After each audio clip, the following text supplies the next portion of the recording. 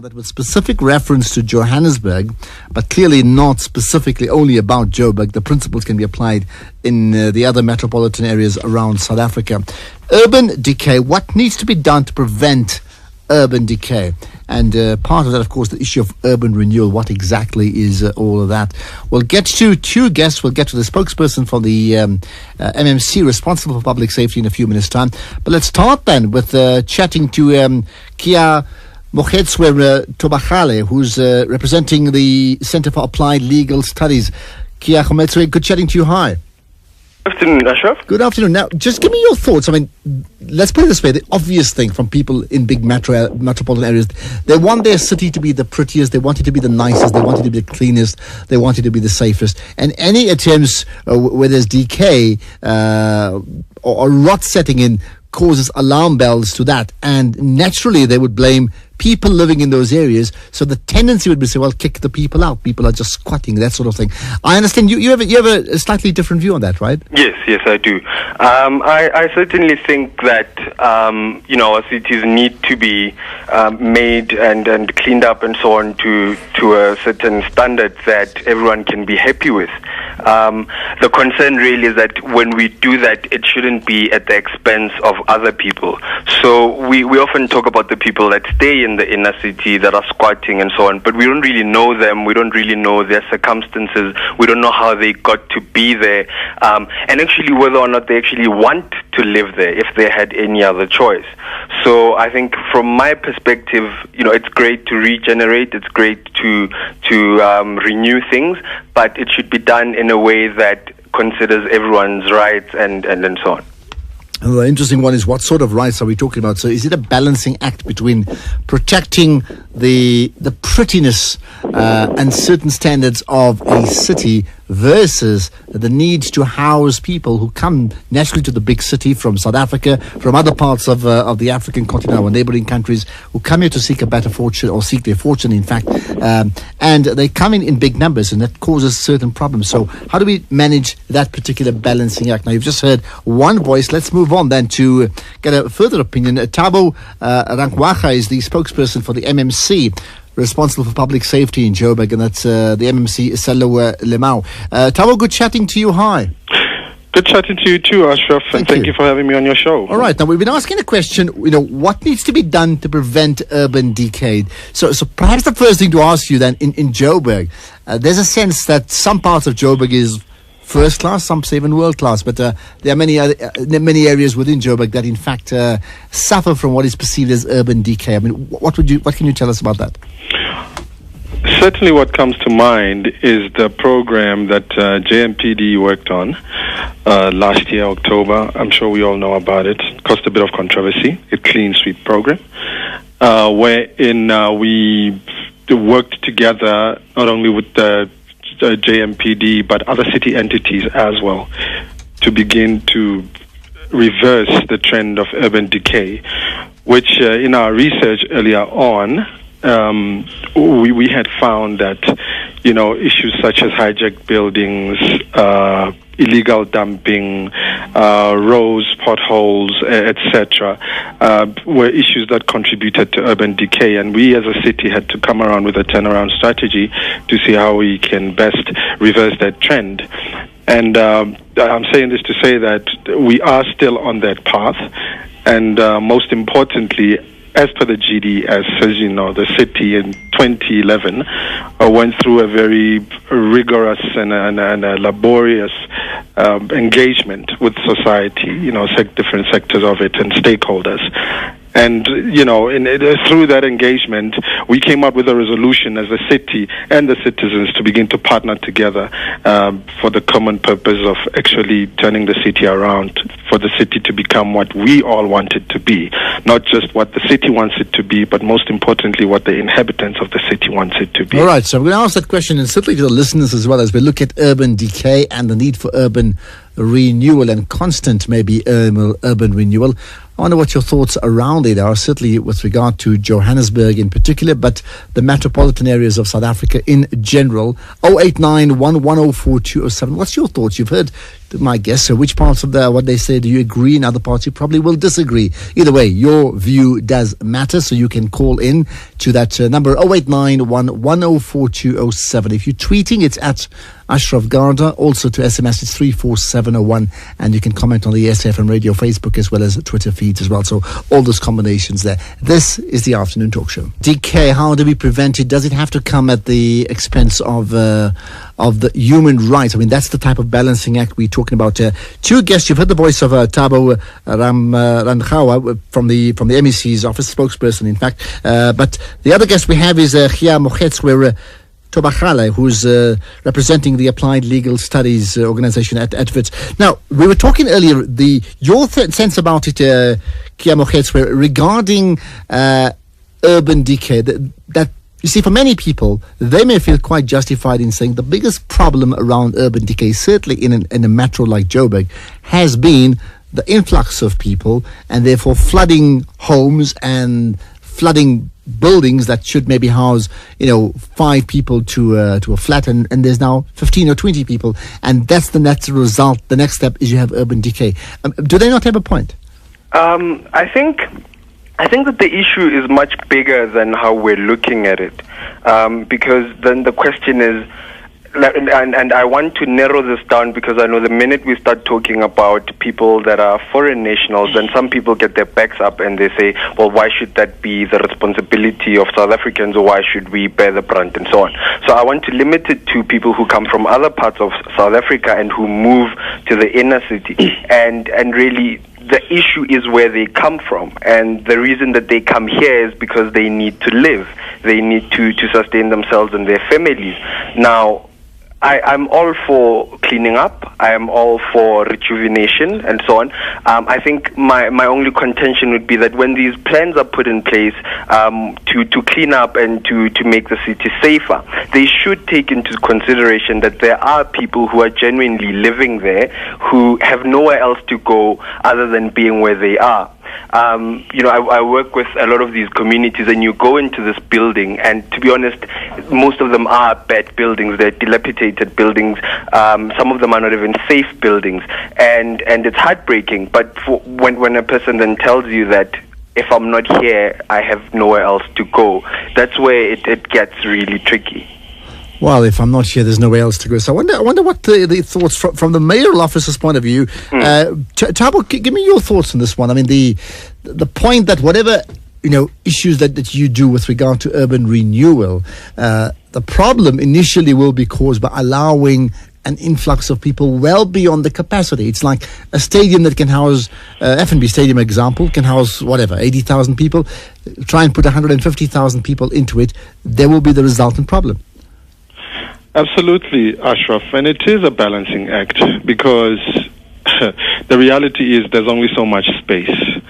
I mean, you go back to, for instance, the issue of informal trading in the inner city, where in a space that was allocated for about 3,000 had 8,000 people trading in it. And as a result, we as a city had to begin to negotiate and to find out who is legal and who is not. But, it's a matter that more relates to urban management, and the effective urban management regime needs to be in place. I mean, bylaw enforcement is certainly very critical, because, if we don't put restraints in terms of what the people can and cannot do, how long is a piece of string?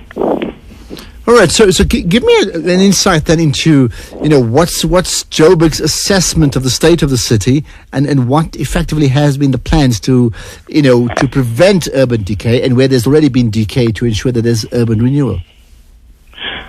There's a number of departments working together. The city has moved from an operation that is silo-based, where you find departments working in silos, to actually departments coming together and actually implementing common solutions. Because you may find that what we as public safety do more or less will impact on what community development or infrastructure department or health or development planning does. And so the resolution then that was taken was for us to begin to cluster. First of all, there was one of the the big steps that we took towards actually addressing this problem holistically. We got together as different departments that are affected by urban decay, and we became one cluster, and we began to share notes and goals and objectives, and ended up with, a same set of goals and objectives, which now were translated into the IDPs and the different programs that the city will be running. So if for instance, public safety has a program that it runs, it will be running in conjunction with other departments, either supporting or leading, and vice versa with other departments as well. But in doing that, I mean, do you then find yourself as from a Joburg point of view, in fact, coming into conflict with people like, the Center for Applied Legal Studies?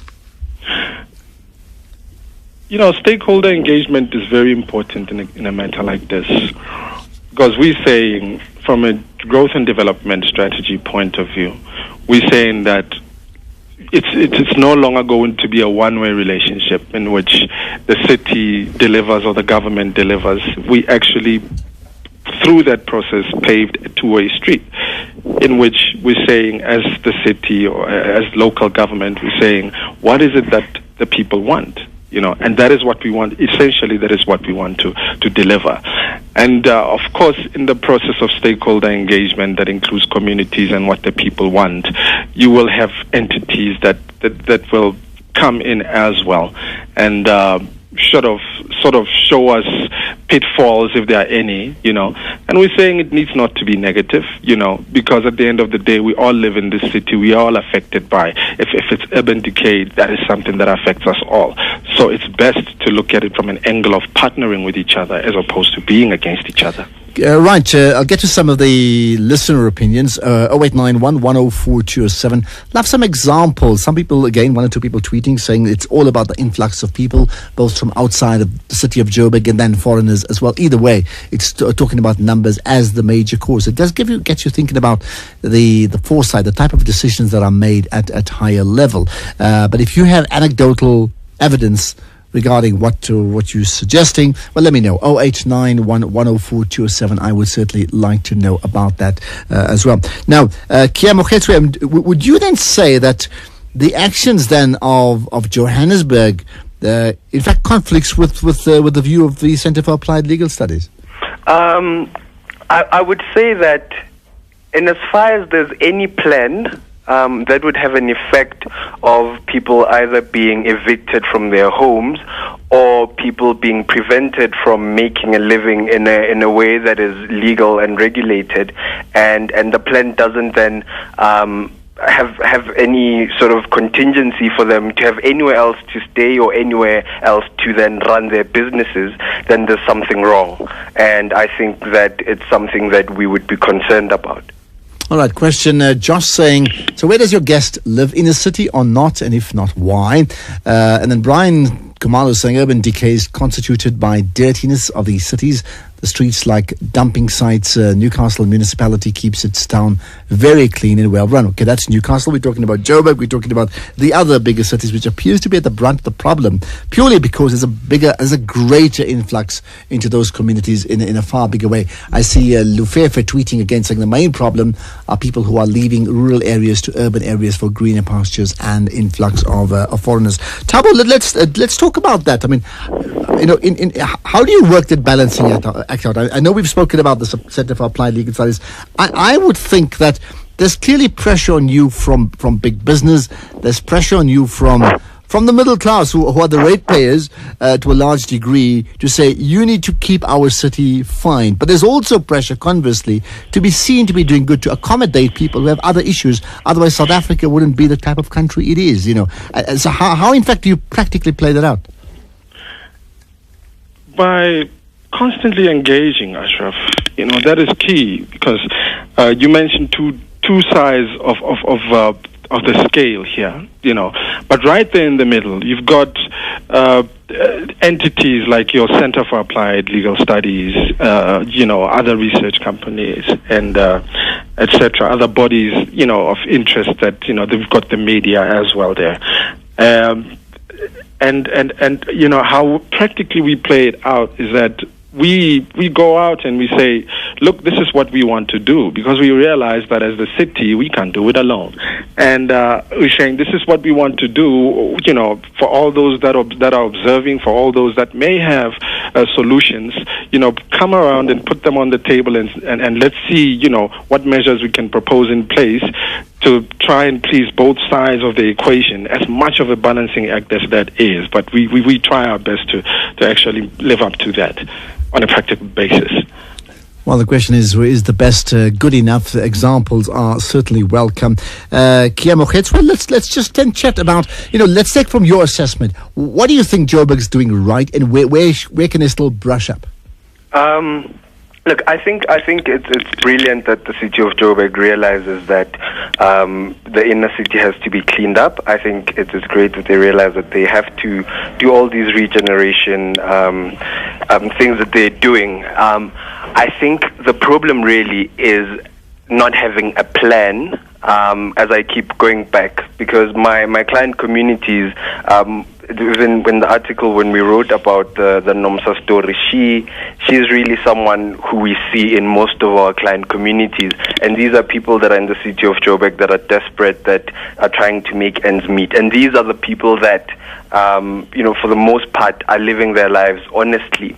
And for them to be told that they have to leave because something is being built, or a certain building is being turned into a heritage site, and then they're told there's no alternative accommodation for them, that's where I think for me it creates a big issue, especially where these people have been living there for a very long time, and they are just unable to afford rent anywhere else, and they're working, they're being paid. It's just not enough. So I think it's great that the city of Joburg realizes what it has to do, but I think that in coming up with these plans, there has to be a plan for these people. Indeed, what in fact is that plan? We're continuing chatting about urban decay. What can be done to prevent urban decay? So that's the first part. The flip side of that is, what are the effective plans for urban renewal, certainly in Johannesburg and then around other metropolitan areas around the country, just as a general theme. Look at further SMSs if you are doing that to 34701. So SMS to that. If you are tweeting, as Eddie Shongwe has just done, you can tweet to @Ashraf Garda. He's saying proper planning aligned with population growth and movement. And Wisani is saying we need practical and sustainable measures to regulate economic activities in the city and minimize bureaucracy on trade permits. You see, that's an interesting one, Thabo, which I want to pick up. Thabo, of course, Ram Waha is the spokesperson for the member of the mayoral committee responsible for public safety in the city of Joburg. Your thoughts on that ultimately, even if we can't to a large degree stop the influx of people into cities like Johannesburg, what you want to then do is to manage the influx properly, and the best way to ensure that living standards and therefore city standards don't drop is to ensure at the very least that there's huge entrepreneurial activity taking place in the city, which is in fact encouraged by the city itself. So to what degree is that happening, keeping in mind the latest problems we've had around the hawkers in the city of Joburg, where they've been, I understand, sort of pushed off the street? Certainly this takes me back to what Keamogetswe said earlier on with regards to the city, having to put plans in place that will accommodate people in the capacity or in the volumes that they come in. and I say that the city is keen, certainly from our point of view, and but then it's very important to involve the business sector as well, because obviously not only the government can create all jobs. We can only create so much opportunities as local government, but then that's where we need the private sector coming into play as well to assist there. That's one, and two, the measures that are being put in place with regards to, for instance, informal trading and the hawkers in the inner city, as you just mentioned, is that there's an extensive consultation process that is underway as we speak, and what we are saying is what we have always said, and we have always said that we, as the city and local government, are not anti-illegal, are not anti-trading. our informal trading or the small businesses. In fact, we encourage that because it's a 4 billion rand sector, or just on the face of it. And if we believe that if we can manage it properly, then we would be able to create opportunities in which people not only would be able to trade, but would also be able to graduate from